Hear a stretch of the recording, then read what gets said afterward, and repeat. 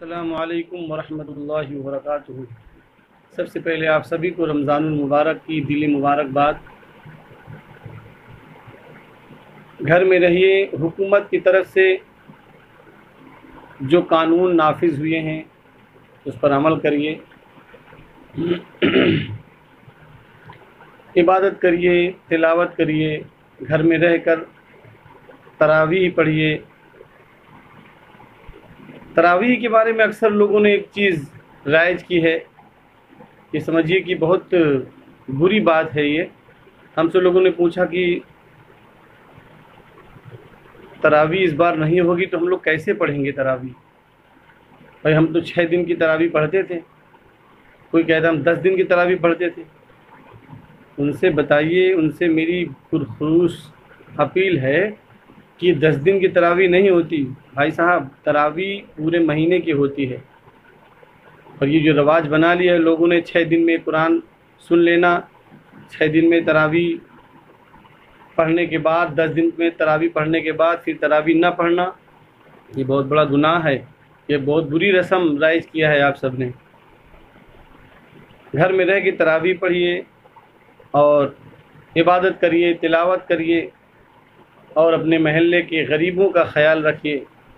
محترم حضرات، سب سے بڑی عبادت اس وقت جو حالات ہیں، سب سے بڑی عبادت یہ ہے کسی پریشان حال کی پریشانی دور کرنا۔ دیکھیے کس کے ہاں افطار کے لیے نہیں ہے، سحری کے لیے نہیں ہے، یا وہاں کون سی پریشانی ہے کھانے کے لیے نہیں ہے۔ کوشش کریے کہ وہاں تک آپ سامان پہنچا سکیں، جو بھی آپ سے ہو سکے اپنی حیثیت کے اعتبار سے آپ کریے۔ بالخصوص ایک بات میں آپ سے کہنا چاہتا ہوں، جس وجہ سے میں نے سوچا کہ آپ تک بات پہنچاؤں۔ یہ اکثر لوگوں سے پوچھا گیا رمضان شریف شروع ہوتا ہے تو کہتے ہیں کہ میں نے 10 قرآن شریف پڑھی، کسی نے کہا میں نے 4 قرآن شریف پڑھی، کوئی کہتا ہے میں نے 6 قرآن شریف پڑھی۔ بھائی صرف قرآن شریف پڑھنے سے قرآن کا حق ادا نہیں ہوگا۔ قرآن شریف صرف پڑھنے کے لیے نہیں آیا، ثواب ملے گا، ثواب ملتا ہے۔ آپ جتنا پڑھو گے ایک لفظ کے بدلے میں 10 نیکیاں ہیں، ثواب ملتا ہے، لیکن قرآن کا حق نہیں ادا ہوتا۔ بھائی قرآن آیا کس لیے ہے؟ علماء سے پوچھئے کہ قرآن آیا کس لیے؟ صرف پڑھنے کے لیے؟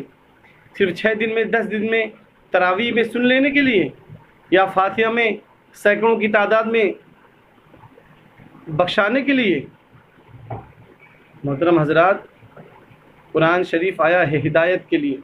جب ہم قرآن پڑھیں گے، سمجھیں گے، جب تو ہدایت ہمیں آئے گی، جب تو ہم اس پر عمل کریں گے۔ کوشش کریے ترجمے والی قرآن شریف لائیے، کنز الایمان لائیے، اور اس کا کوشش کریے کہ ایک آیت صحیح، ایک سورت صحیح، آپ کم سے کم سب سے پہلے ان سورتوں کا ترجمہ کریے اور ان کو ذہن میں لائیے جو سورتیں آپ کو یاد ہیں، جو آپ نماز میں پڑھتے ہیں۔ آپ سمجھیے آپ کہ کتنا سکون ملے گا جب آپ الحمد شریف کا پورا ترجمہ آپ کو یاد ہوگا، قل اللہ شریف یا جو سورتیں آپ کو چھوٹی چھوٹی ہیں یاد ہیں آپ کو، ان سب سورتوں کا ترجمہ آپ کو یاد ہوگا۔ قرآن جب آپ پڑھیں گے نماز میں، سوچیے آپ کیا لطف ہوگا کہ آپ قرآن پڑھیں گے، اس کا مطلب سمجھیں گے کہ قرآن کیا کہنا چاہتا ہے۔ محترم حضرات، قرآن میں کوئی ایسی چیز نہیں ہے جو قرآن میں نہیں ہے۔ آدم کے ساتھ کیا ہوا، نوح کے ساتھ کیا ہوا، ابراہیم کے ساتھ کیا ہوا، تمام نبیوں کے ساتھ کیا ہوا، ان کے معاملات کیا ہوئے، جو اللہ اس کے رسول کی گفتگو ہوئی، وہ ہے قرآن۔ ہم کو سمجھنا ہے قرآن کو، اس پر عمل کرنا ہے۔ مین مقصد ہے قرآن ہدایت کے لیے آیا ہے، صرف پڑھنے سے ہدایت نہیں ہوتی ہے۔ اللہ ہم سب کو ترجمے والی قرآن پڑھنے کی اور اس کو ترجمہ سے پڑھنے کی اور اس پر عمل کرنے کی توفیق عطا فرمائے۔